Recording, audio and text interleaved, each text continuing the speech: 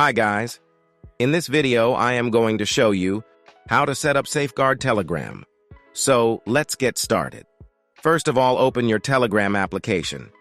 And once it will be opens, first open your channel and then simply tap on the channel name.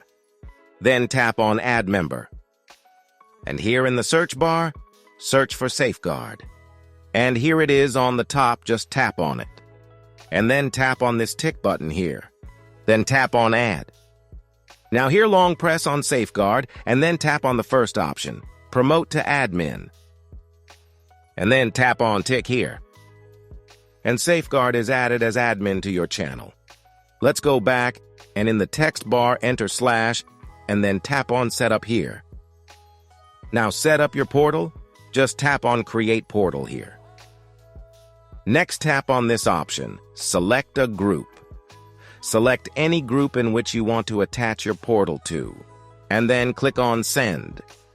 Next, tap on Select a Channel, and then select Channel where your portal will be created, and then click on Send.